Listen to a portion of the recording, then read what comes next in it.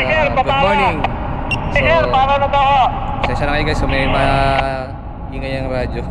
So anyway, this is my third day for the dock preparation, and nandito ako sa loob ng cargo tank, which is Tuport. Ewan ko kung makikita nyo, masyado madilim, diba? Ayun, nandun, doon ako pumasok. Yan, hindi makita maliwanag na yan.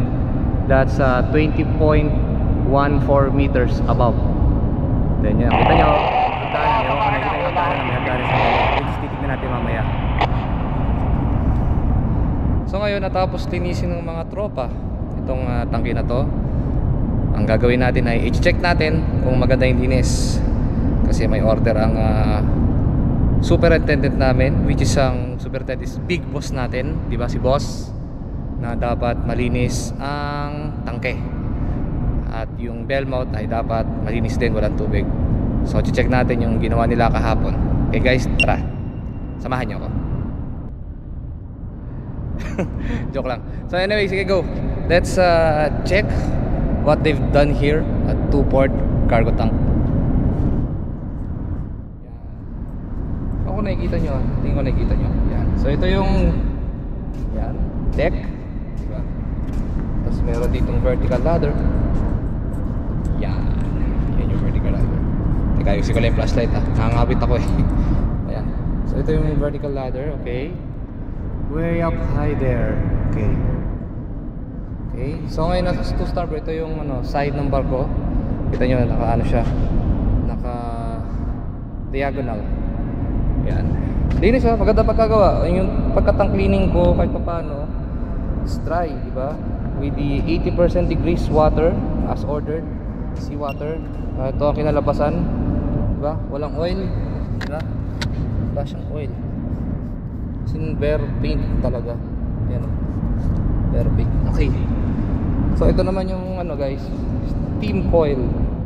So pag kailangan initin ng kargamento, ito ang pampainit ng kargamento, steam coil. Yan. Maganda rin ang pagkadali, ha. Kita nyo, walang langis, ha.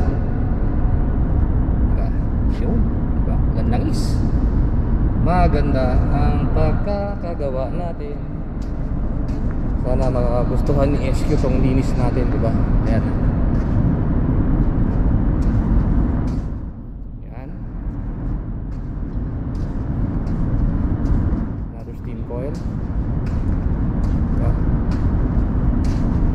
Yan, dito ko gayo ko doon, nakikita nyo na. So ito guys yung mga nakolektang sludge ng mga tropa. Usually hindi maiwasan sa mga black cargo yan, sa mga crude oil tankers, ang sludge. Kasi awan ko, nakita nyo, somewhere here, dun sa may liwanag na yun, nandun yung isang nozzle ng tank clean na nozzle, or yung tinatawag namin crude to oil washing nozzle, or crude oil wash, tank cleaning wash, everything nozzle.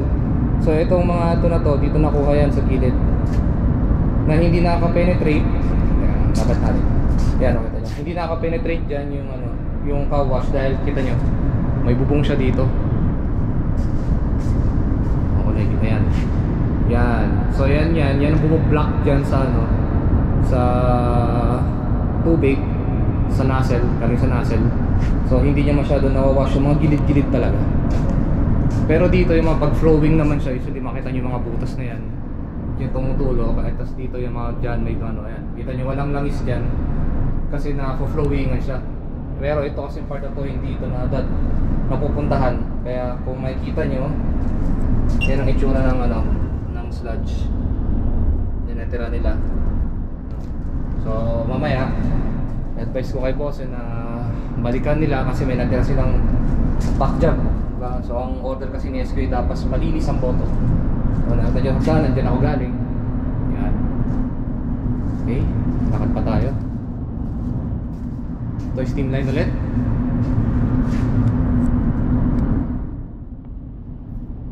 Yan. So malapit tayo pumunta sa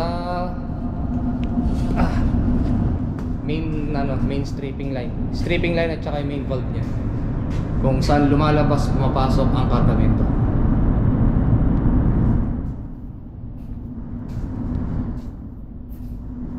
Okay, so ito yung main valve. May tubig. So back job.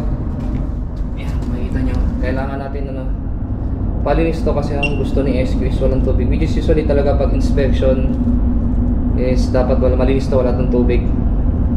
So tatanggalin yung tubig, papatanggal ko tubig mamaya. So ito yung main valve, tapos yung stripping valve nandito, mas maliit at mas malalim. Makita nyo yan, may tubig talaga. Yan, ito din, lalo na dito sa part na to, kung makikita nyo, hindi ito natatamaan ng ng tubig.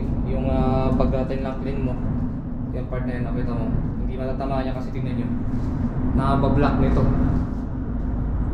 Yan. So dadakpian siya ng may na tubig, pero not enough yun. Dapat talaga yung natatamaan, diba? Katulad ito. Yan, ito yung mga type ng natatamaan, diba? Tsaka yung pinakita ko sa inyo kanina. So ayan guys, ito pa yung mga ibang mga sludge na nakuha nila. So ngayon ang plano is lahat ng tangke bababaan, lilinisan, kukunin mga sludge, tatambak dito. Yan, kasi bukas darating additional gang. May 5 riding gang kami, so that's the time isa-isahin namin. Report clear. Isa-isahin namin. Report clear, pati Kuya Marvin wala lahat. Ayan, so yun ang nangyari dito sa tangke, which is the 2-port. Maganda naman ang linis nila. Paki-check na lang si Sir Chief sa 2-port please. Okay, tumatawag, sagutin ko. Nandito pa ako sa baba, mamaya lalabas na ako. Ayan. Like, paki-radio check si Sir Chief sa 2-port, kamusta siya doon? Teka lang Hello sir, racket na siya. Ayun. So, okay. Yun guys, maganda ang pagkagawa nila dito.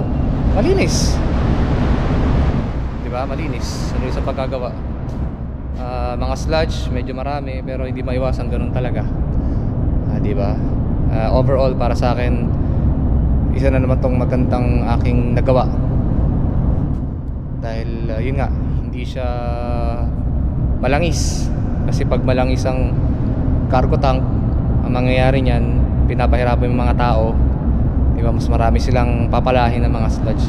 Pero kung maganda linis mo, diba, konti lang. Actually marami na to para sa akin pero wala, hanggang dun lang talaga. Pero malinis, diba?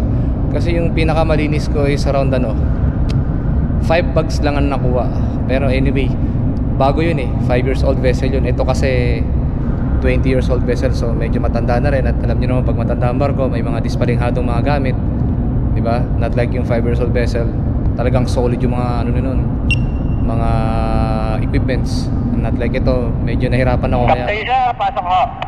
Kaya medyo lang. Sir, galing na ako sa babae.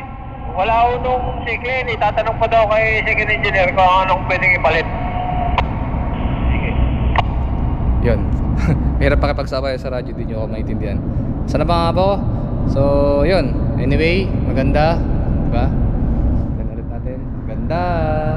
Hindi natin pinahirapan yung mga tao, diba? I mean, medyo nahirapan sila dito, at least hindi masyado. At least, ito kasi basta pag nakita mo sa taas at nag-flashlight ka, pag ganito ang itsura, ibig sabihin maganda, linis. Pero pag from taas nag-flashlight ka ng ganyan at ang makita mo ay ganito, tama. Pag nakakita ka sa taas from 20 meters at nag-flashlight ka, ganito ang nakita mo, ganyang itim, so ibig sabihin hindi effective ang washing mo. Yan, ganyan lang yan, diba? Kung sabihin nyo, oh bakit yun hindi effective washing mo, syempre hindi talaga mapupuntahan yan. Sabi ko naman, may ibang part na hindi pupuntahan, katulad to, diba? May nakabangga dyan, yan. Yan. So nakabangga yung na yan, yung platform na yan so almost lahat ng side na to. Yan, yung lahat ng side na yan, wala talaga. Lahat yan itim. Especially dito, diba? Itim yan, itim. Lalo na yun, itim. Okay? Yan. So guys, so this is end of my think part 3 of my vlog, diba? Yun. So thank you very much guys. So if you like this vlog, kindly like and subscribe to my Facebook page YouTube channel and TikTok. The name is The Seaman Vlogger. And meron po akong motovlog channel. Ang pangalan ay Tano Rider. So if more on motorcycle yon, mahilig kayo sa motorcycle, kindly like and subscribe na rin.